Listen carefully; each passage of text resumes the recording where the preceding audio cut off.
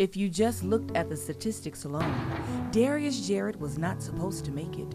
He lives in the second most dangerous city in America, according to Forbes, and in one of the most dangerous neighborhoods, with a violent crime rate of 82.91 for every 1,000 people, South Memphis.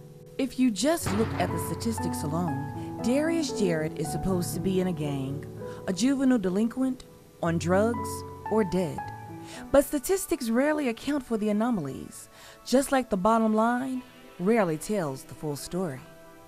Because Darius Jarrett is not in a gang, nor is he a juvenile delinquent or on drugs. He is a senior at George Washington Carver High School who recognized early that education was a way to turn mirrors into windows. I learned about John Locke.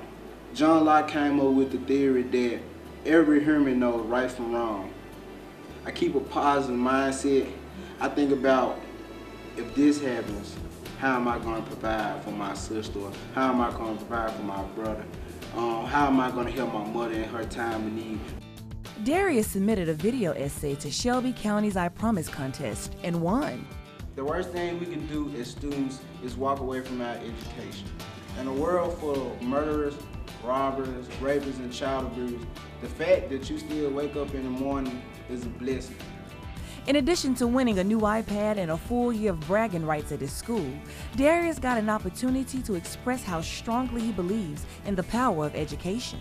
We come from a school that's really not on the high charts when it comes to academics, and just me being a part of this school, I'm able to help boost up our scores, let people know that there are actually students here that work towards striving and making sure that this world is a better place. He had a lot to say. He didn't just want to say, I'm going to take this, I promise to take this money, go to school and give back.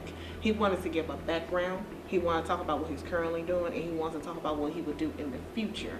The Tennessee Promise, a revolutionary program spearheaded by Governor Bill Haslam, offers seniors who may not otherwise have the option the opportunity to attend any of Tennessee's 13 community colleges, 27 colleges of applied technology, or other eligible institutions offering an associate degree program.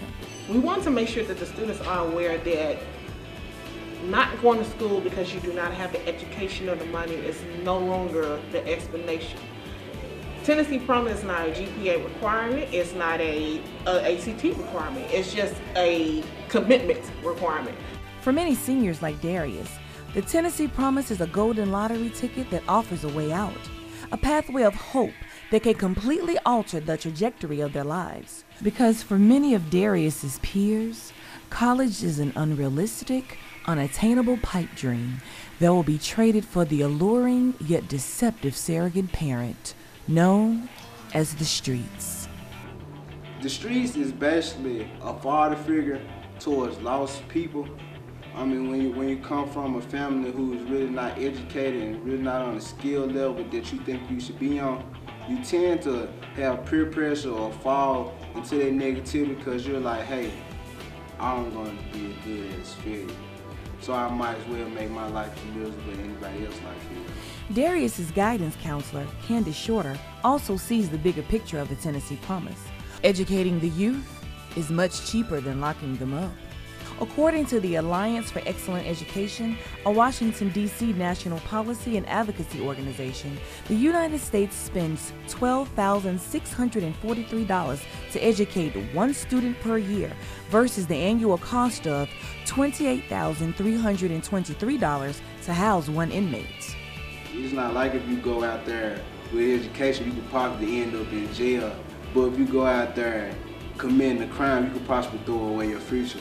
So pretty much education is easy and it's free instead of risking yourself going out there causing harm to yourself or others.